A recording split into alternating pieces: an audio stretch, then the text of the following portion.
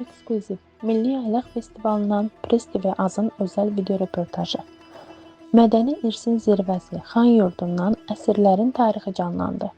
Press TV Azın çəkiliş qrupu festival ərazisindən ən gözəl anları lentə aldı.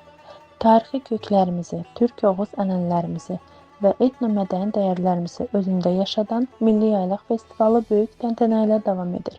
Press TV Azın çəkiliş qrupunun birbaşa festival ərazisindən eksklüziv olaraq lentə aldığı xüsusi kadrlar və video materiallar festivalın nə qədər möhtəşəm bir atmosferdə keçdiyini növbəti dəfə nümayiş etdirir. Məkanın nəbzi və mərkəzi Xan Yurdu, tarixə açılan mərkəzi qapı və bayram coşqusu kameramızın yaddaşına köçən ən maraqlı anlar. Press TV Azın ərazisindən apardığı xüsusi çəkilişlər zamanı ilk diqqəti cəlb edən məqam etnoqəsəbənin girişində ucalan Xan Yurdu mərkəzi darvazası oldu. Xüsusi taxta memarlıq üslubunda milli naxışlarla bəzədilmiş bu möhtəşəm qurğu festival ərazisinə gələn minlərlə qonağın ilk salamlayan məkandır. Sıxlıq və kütləvi iştirak. Ərazidə addım-bağıntıp lentə aldığımız görüntülərdən də aydın olur ki, festivala axın edən ziyarətçilərin sayı minlərdir. Bəzədilmiş küçələr və bayraqlar, mərkəzi xiyaban boyunca ucalan ay ulduzlu dirəklər, festivalın rəsmi atributları və milli bəzəklər əraziyə xüsusi bir təntənə bəxş edir. Tarixi personajlar və beynəlxalq qonaqlar qədim türk cəngavərlərinin qardaş xalqlarının nümayəndələrinə Press TV Azın obyektivinə tuş gələn səmimi fotoğraflar. Çəkiliş qrupumuzun festival küçələrində gəzərkən həm tarixi personajları, həm də xarici ölkələrdən gələn nümayəndə heyətlərin eksklüziv olaraq kameraya alıb. Tarixi döyüşçü libasları, ənənəvi kürk, dəri, papaq və silahlarla bəzənmiş cəngavər obrazlı iştirakçılar festivala gələnlərin böyük marağına səbəb olub. Xüsusən uşaqların sevimlisinə çevrilib. Mərkəzi Asiyadan gələn qonaqlar Şərq və Türk respublikalarından gələn öz milli geyimlərində bəzənmiş rəqqasə və artistlərin balaca ziyarətçilərə qurduğu səmimi ünsiyyət Press TV Azın özəl kadrları arasında yer alıb.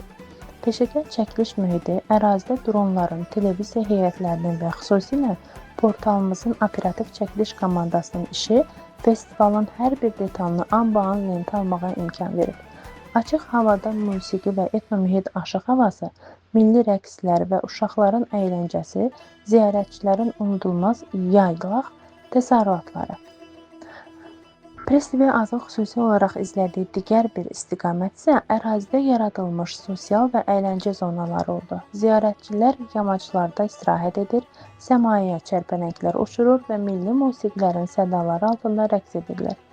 Açıq səhnə ifaları festival ərazisində qurulmuş səhnələrdə və küçə ifalarında aşıq havaları, tütək və nağara sədaları kəsilmir.